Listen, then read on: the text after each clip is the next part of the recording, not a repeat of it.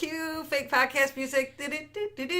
Do. So welcome to Michigan, another Mayhem. We have a Piddly podcast for you today, which is a mini filler podcast. We've got a little special for you for Halloween. We're going to talk about the Holly Hotel.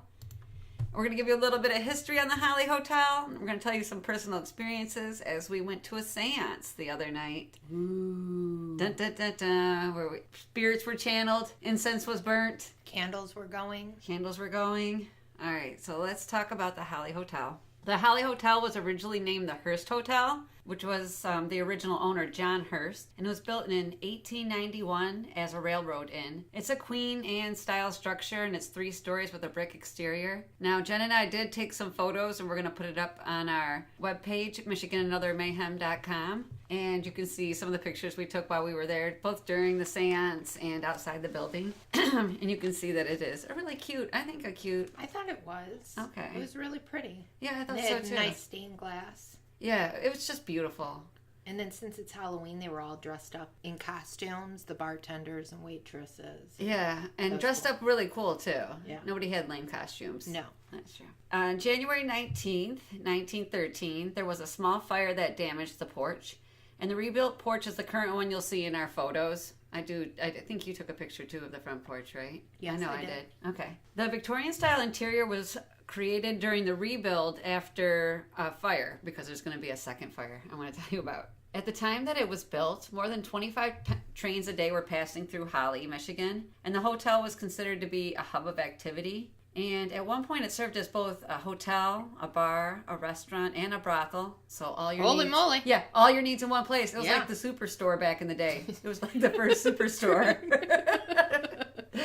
So Carrie Nation, a woman named Carrie Nation, who was she is really important historically when it comes to the temperance movement, which was opposing alcohol before even the Prohibition era. So she was against alcohol in the beginning. She came to the hotel. Now, if you look up pictures of her, I'll try to put some on the website. She usually has an axe in one hand and a Bible in the other. Wow. Yeah.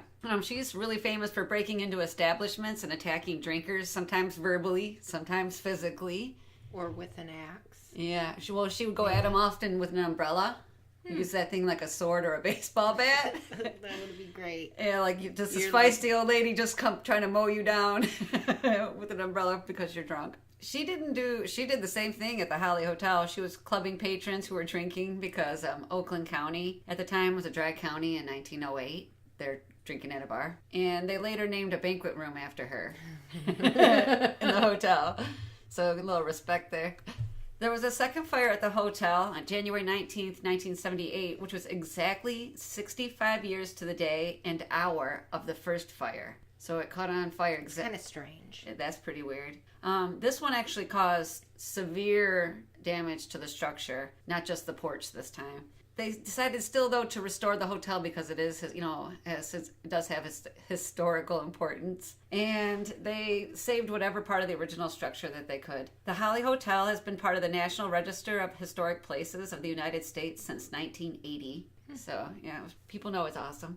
But in 1989, Norman Gauthier, I think it is, Gauthier, he's a professor of parapsychology, and he declared the hotel, and I will quote, loaded with spirits. Which spirits did he think are there? One is probably John Hearst, the original owner. It's believed he still wants to be the house boss, and his spirit never left the grounds. His spirit is thought to dislike loud noises and renovations to the hotel. And his apparition has been seen as a man with a top hat and a frock, most often in the Carrie Nation banquet room. Hearst was known to smoke cigars, and people believe he still manifests the smell of cigar smoke to let his presence be known. So that if you smell cigar smoke, you know he's nearby. Also, disembodied laughter is his most common spirit manifestation, and he has like a real deep baritone voice. But at first, I said it the other day at work, I said, how could joy in any way be spooky? How can laughter be spooky? And one of my coworkers said a spooky, like low, like laugh. And I was like, oh,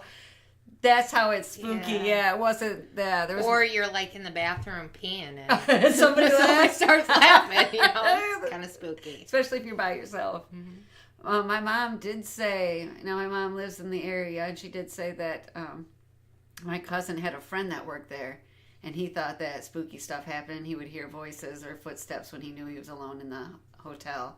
And I thought, oof, that's kind of creepy. Mm-hmm.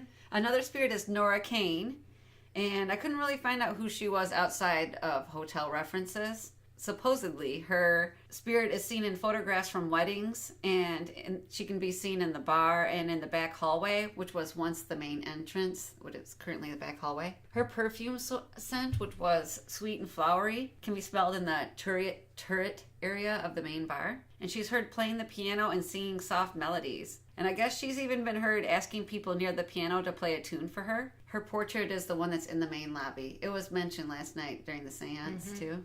And there's supposedly some ghosts in the kitchen. There's supposed to be some of the most active ghosts, and that's the one where my cousin's friend said he had a lot of ghost experiences. The ghosts in the kitchen are thought to be one of two girls.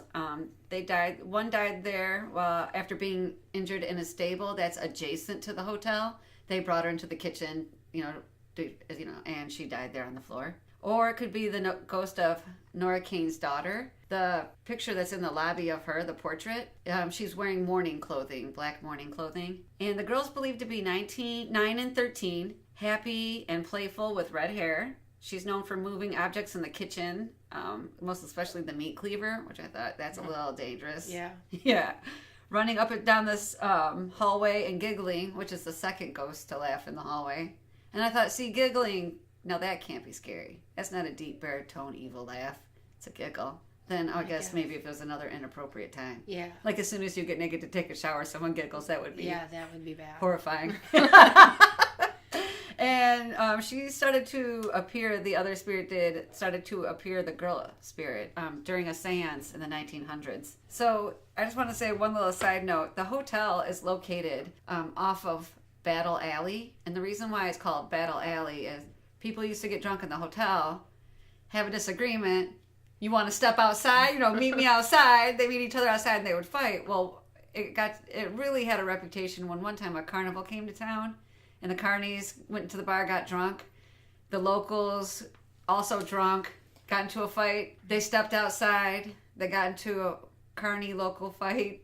That's great. I guess it was a pretty wild fight. And now it's called, the road is called Battle Alley. That's funny. Yes. But the other part is, I was also married and had married to someone not Jen's brother. And our wedding reception was in the Holly Hotel. And it was in the Carrie Nation banquet room. Which happens to be the room our seance was in. Yeah. Yeah, I had the whole floor, that whole floor, and we were in the partition room. That's where our seance was, and I thought that maybe. Oh, and they say that Nora shows up in wedding pictures, and I was gonna look over my wedding pictures from the hotel and see if I could see anything, but I was too lazy. I didn't do it. They're in a box underneath the stairs, underneath another box, and I just couldn't bring myself to get them out and look. That's great. Yeah. But we went to a seance there, and the one thing I did tell, because my mom, who actually told us about the seances being held there, wanted to know what it's like because tomorrow she's going with my sister. And the one thing I told her is, I asked her, are you sensitive to scents or a lot of smoke in the room? My mom's like, no. I'm like, okay, because there was incense from the ceiling to the floor. That was ridiculous. It was. I mean, they opened the door and it just rolled came out. Like, yeah. Holy shit. I actually thought before they let us in the room, I don't even know if I'm going to make it. I may die. Yeah, I partied a lot when I was in college in the 90s, and that's what my apartment looked like. And all the photos are all, smoky and foggy, and that's one of the things I said to you. I'm like, this reminds me of my first apartment. It's smoky in here. There's a lot of people. There's a lot of talking and noise. A couple people are drunk. And I think we should establish the fact that, one, I am not a believer in this stuff. Yes, and I do believe that we have spirits as human beings, but I don't believe that all mediums are real. Yeah, I don't believe any are real. I just want to put that on the record. Well, didn't you say you looked up something? You have some proof? Well, I believe that the whole entire experience is the Barnum effect, Barnum. Okay. And it is the tendency for people to accept generalized personality descriptions as accurate descriptions of their own unique personality. This is why we have a wide acceptance of mediums, astrology, fortune telling, and it even applies, to personality tests. Okay. So when we were in this seance, the mediums were generalizing things. Like the first thing that lady did was that, she had that heavy feeling on her chest. And she mentions lung cancer. Well, when I look it up, 1 in 15 men and 1 in 17 men or women will die of lung cancer. The chances of you knowing someone that has that is a good chance. Right. Also, she mentioned, somebody, maybe they had COPD. Okay. I do remember that. Yeah. Well, 16 million Americans are affected with that. So I'm sure that the chances are high that somebody may, in that room, know somebody with COPD. Yeah. And I also watched a few YouTube videos on mediums and how they talk slow, which she did. Yeah. They would talk slow because what they're doing is they say something like, oh, my chest is feeling heavy. And they're looking around the room trying to see if anyone had a reaction to that, because that's the person they're going to focus on. Obviously, because she said that, it meant something to me and I had something on my face or something like that. And that's why she would come and talk, right? To me if that was me. Okay. Note, they never spoke to me. Yeah. Or you. Yeah. We had no auras around us or spirits, nothing. And I think that was probably because of my face. I didn't. That you sat there impassively, like. Yeah. Yeah. Nothing they said. Oh, your chest is feeling heavy, and then I didn't have a look on my face, Yeah. When she said, oh, maybe somebody with lung cancer, well, yeah, I know people that died of lung cancer, but I didn't react to what she was doing. And you notice some of these YouTube videos I watched today where they tell you, oh, the medium will say something, but if they don't get a reaction, then they move on. And they're so general that they're able to backtrack and, oh, I meant this. Or maybe it's your dad, not your dad, somebody your dad knew. Or a father figure. Yep. Things like that. Okay. So, I totally see your point in that. But everything's so general that you can, when they had a point where they said that they sensed a dog that was fawn color. Well, immediately, that's my last dog that I lost a year ago. Yeah. Okay? I can generalize that and go, oh, that is me. But in reality, that is not my dog. Right.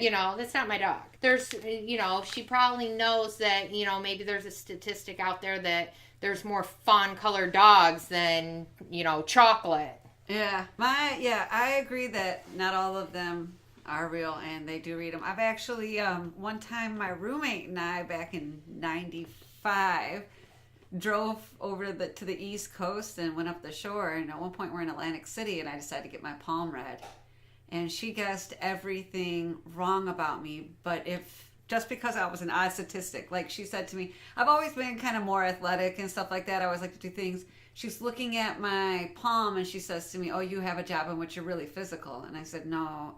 At the time I was in college, I was a cashier at a grocery store. And I was like, no, I mean, unless you count slinging groceries. And she just looked at me like, so yeah, I've been to some fake ones. I do know. I think that I showed not a lot of reaction at the seance for another reason. I have ADD and a terrible memory. And when they say something like someone died of lung cancer, do I know people who have died of lung cancer? Yes, I do. Can I think of them at that moment?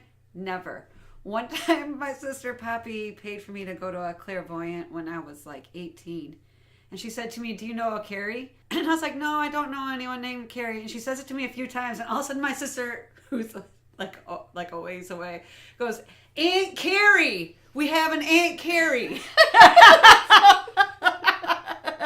I was like, oh my God, yes, I have an Aunt Carrie. She goes, does this Carrie know a Ken? I'm like, she's married to my Uncle Ken, yes. And I was like, sorry.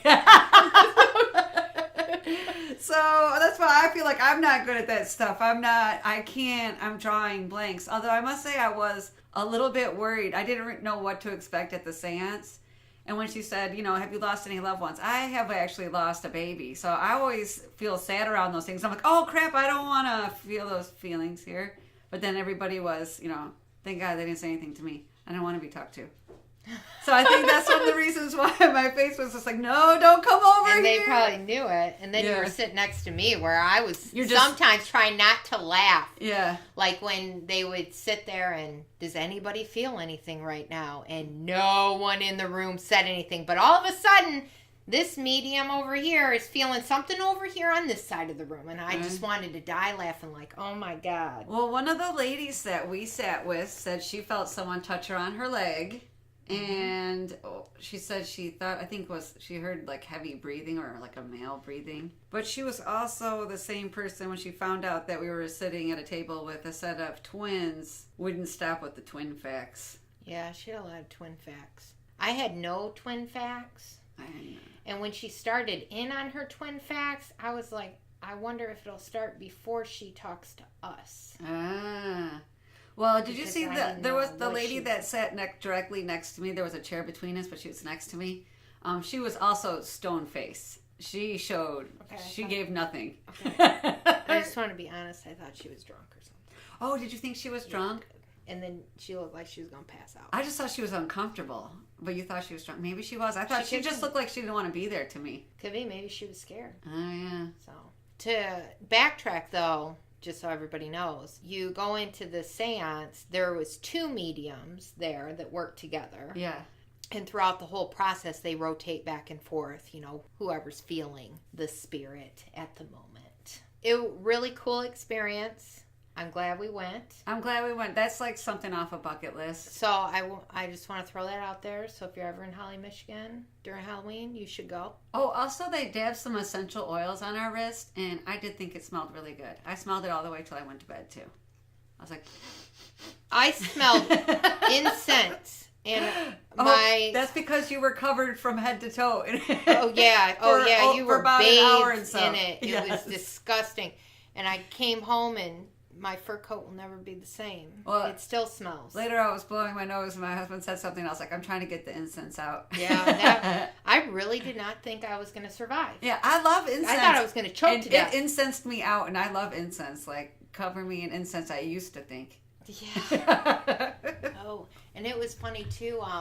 They work the room, feel things, and then people... They give a chance for everybody in the room to tell a story they have. You have to tell them that you believe when you go into the door. Yeah. So. I tried to go in with an open mind. Yeah, you got to go in with an open mind, and you got to believe in it. So I lied at the door. Oh. But I got in. Obviously, no spirit told them I was a liar. And so they, worked the room, and I wanted to raise my hand and say, yes, I have a ghost in my house. It pushes me down the stairs. But then I thought, I'm going to feel the need to express how I only say that to people because I'm embarrassed how klutzy I am. All the times that you've fallen down the stairs? Yeah, I fall down the stairs all the goddamn time. I mean, So now you're trying to blame it on a ghost? Yeah, I blame it on a ghost because it's easier that way. People don't make fun of me. They're like, oh, what a shitty ghost. Right? And they're not like, wow, man, watch me put your feet. Yeah.